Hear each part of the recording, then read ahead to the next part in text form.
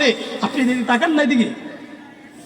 সম্মানিত উপস্থিতি, এই বিশাল আসমান, যে আসমান দেখার পরে একটা মানুষ যখন নিরিবিলি একবার গোপনে কিংবা প্রকাশ হোক যে কোনো সময় তিনি একটু চিন্তা করে, এত বড় বিশাল আসমানটা কোন রব আমাদের জন্য সৃষ্টি করেছেন। বিশাল এই জমিন, এই বিশাল জমিনটাকে বিস্তার করে দিলেন পাহাড় সূর্যগুলা। মরুভূমির ভিতরে দিয়ে একটি মানুষ যদি হেঁটে যায়, ওই মানুষটাকে যদি নাও দেখা যায়, কিন্তু তার পায়ের পাড়া দেখে এই জায়গায় মানুষ বুঝতে পারে কি পারে না যে এই জায়গায় একটা মানুষ হেঁটে গিয়েছিল। একটা গরু ছাগল হেঁটে গেলে মানুষ বুঝতে পারে এই জায়গা দিয়ে একটা গরু ছাগল হেঁটে গিয়েছে, ঠিক কিনা জোরে বলেন। আল্লাহর সৃষ্টির ভিতরেই তো আল্লাহ রাব্বুল আলামিন লুকায়িত, ঠিক কিনা জোরে বলেন। আল্লাহকে খোঁজার জন্য অন্য কোথাও যেতে হয়। ইমামে আযম আবু হানিফা রাহমাতুল্লাহ আলাইহি, তিনি হচ্ছে একবার এক নাস্তিকের সঙ্গে তর্ক করছেন। ইমামে আযম আবু হানিফা নাম শুনেছেন আপনারা? তিনি হচ্ছে এক নাস্তিকের সঙ্গে তর্ক করেছেন। তর্কের ভিতরে এই নাস্তিক বলতেছে যে আল্লাহ বলতে কেউ নেই। কি বলতেছে? আল্লাহ বলতে।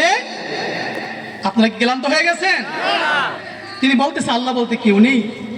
তখন ইমাম আযম তিনি বললেন যে আল্লাহ যে অবশ্যই একজন আছে, এটা আমি তোমাকে প্রমাণ করে দিতে পারি, আমি তোমাকে প্রমাণ করে দিতে পারি।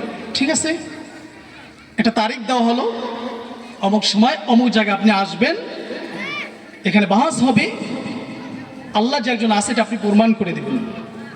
ঠিক তারিখ মতোই ওই নাস্তিক তার সঙ্গবঙ্গ নিয়ে তারা চলে গেলেন সেখানে। যখন তার সঙ্গবঙ্গ তাদের গিয়ে যখন চলে গেলেন, চলে যাওয়ার পরে ঠিক টাইম মতো নাস্তিক উপস্থিত, অথচ ইমামে আযম আবু হানিফা রাহমাতুল্লাহি আলাইহি তিনি তো যায় না টাইম মতো। তিনি ঠিক টাইম মতো ওখানে পৌঁছায় নাই। মনে করেন দুপুরের সময় টাইম দেওয়া হলো, সেখানে জোহর তো চলে যাচ্ছে, আসর তো চলে যেতেছে, মাগরিব চলে আসতেছে, এখনো পর্যন্ত ইমাম আসে না। তার মানে নাস্তিক বলতে শুরু করে দিয়েছে ইমাম বোধহয় ভয় পেয়ে গেছে, এই জন্য আসে না। আমাদের দেশে এক শ্রেণীর মানুষ আছে না নাই, যারা শুধু সারাদিন ইমাম সাহেবদের পিছনে একটু লেগে থাকতে বলে ভাল লাগে, আছে না নাই? তো তিনিও এরকম সমালোচনা করতেছে, ইমাম বুঝি ভয় পেয়ে গেছে এই জন্য আসে নাই। তো যখন এই কথা বলতেছে, ইতিমধ্যে ইমামে আযম আবু হানিফা তিনি চলে আসলেন। যখন তিনি চলে আসছেন, আসার পরে বলতেছে ইমাম তোমার তো টাইমেরই কোনো খেয়াল নেই, যা টাইম যিনি মেনটেন করতে পারে না তার সঙ্গে কিসের তর্ক করবো, কিসের কথা বলবো। ইমাম আযম তিনি বললেন আমি একটু সমস্যার কারণে ঠিক টাইম মতো আসতে পারিনি, আমার একটা সমস্যা ছিল এই জন্য আসতে পারিনি। কি সমস্যা ছিল ইমাম? তিনি এবার বলতে শুরু করলেন আমি যখন এখানে আসা শুরু করলাম, আমার বাড়ি থেকে এখানে আসতে গেলে একটা নদী পড়ে মাঝখানে, নদীর পাড়ে আসলাম, এসে দেখি কোনো যানবাহন নেই, কোনো কিচ্ছু নেই। তখন আমি একটা গাছের গোড়ায় বসলাম, হঠাৎ করে দেখি একটি গাছ থেকে বিচি পড়লো, সেখান থেকে একটা গাছ হয়ে গেল। গাছ হওয়ার পরে অটোমেটিকলি কোনো মানুষ ছাড়া করাত ছাড়া গাছটা কেটে গেল। কেটে যাওয়ার পরে সেখান থেকে অটোমেটিকলি দেখলাম যে তক্তা হয়ে গেল।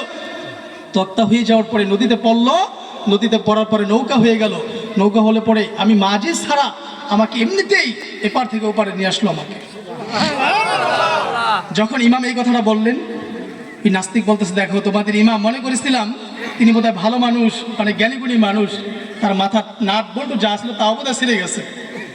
তার কারণ হচ্ছে কোনো মিস্ত্রি ছাড়া এমনি এমনি কি কোনো গাছ কাটা যায় করা ছাড়া? কথা বলেন। কোনো মিস্ত্রি ছাড়া এমনি কি তক্তা হয়? কোনো মিস্ত্রি ছাড়া এমনিতেই কি নৌকা হয়? এমনিতেই কি নদী পার হয়ে যায় মাঝি ছাড়া?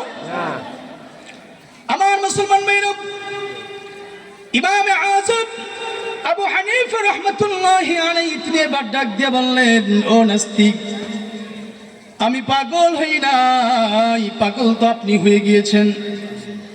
যদি কোনো মিস্ত্রি ছাড়া কোনো গাছ না কাটা যায়, করা ছাড়া যদি কোনো গাছ কাটা না যায়, কোনো মিস্ত্রি ছাড়া যদি কোনো তক্তা না বানানো যায়, কোনো মাঝি ছাড়া যদি নৌকা পার হওয়া না যায়, এই যে বিশাল মাথার উপরে আমাদের আসমান, এই বিশাল জমিন, প্রতিদিন যেই সূর্য ওঠে, প্রতিদিন যেই চন্দ্র ওঠে, তুমি আমি কি করে তাহলে আমরা এই দুনিয়ার ভিতরে চলাচল বসবাস করি?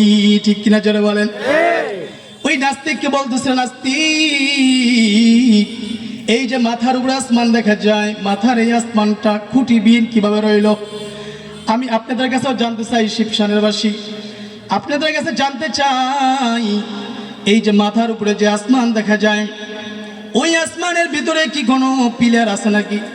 কোনো খুঁটি আছে নাকি? আছে মনে হয়, আওয়াজ তো কম হচ্ছে কেন? আছে নাকি? কারো শ্বশুর বাড়ি, কারো খালুকু বাড়ি আছে নাকি দু একটা? নাই, ঠিক কিনা চলো বলেন। তিনি বলতেছে যে যেহেতু খুঁটি নাই এখানে, আসমানটা বিশাল বড় আসমান, কিভাবে এখানে রইলো কোনো খুঁটিবিহীন?